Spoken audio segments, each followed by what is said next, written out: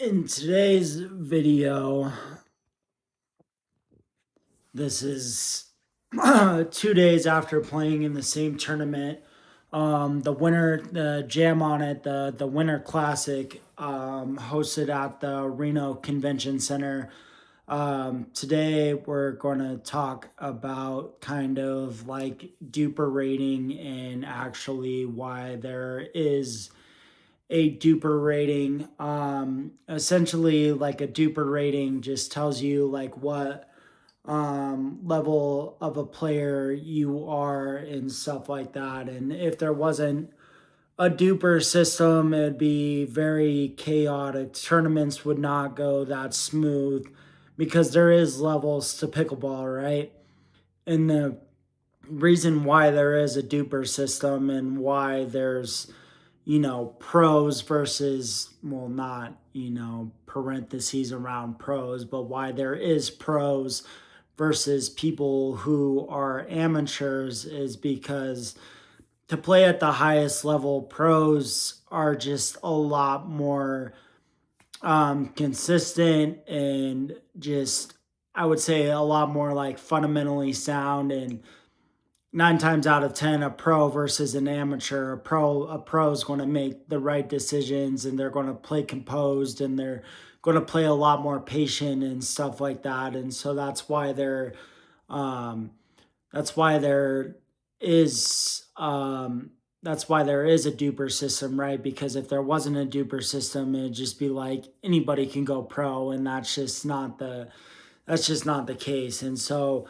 I think one of the biggest things is in tournaments and stuff like that too is just um being composed and staying level headed and being engaged in the moment, and just focusing on what's in front of you and controlling what you can control, right? Like in life there's controlled variables and then there's uncontrolled variables. Controlled variables obviously are things that you can control and you can control the outcome and stuff like that too, but uncontrolled variables are just things you don't have much control over, and whatever happens. But um getting back to the dupr concept is, and why there's descriptions and stuff of what it means to be a dupr, like a 3-0 or a 3-5 or 4-0 or 4-5, so on and so forth.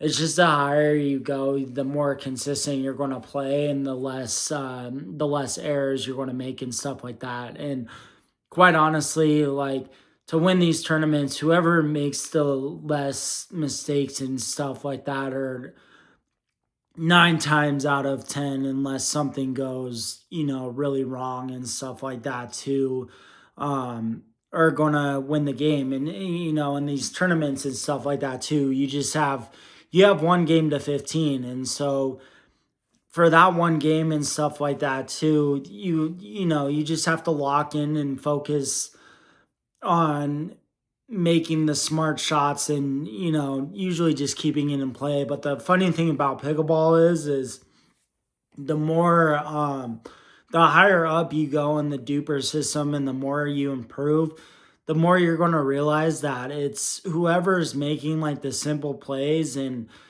usually making less mistakes or less errors is probably just going to win the match at that point in time. And so that's kind of like what I've been realizing today, is that like it really doesn't matter like how talented you are or your ability to play pickleball. Whoever's the most consistent is probably going to win that match at that set time. So that's just something to think about when you're entering into tournaments and stuff like that.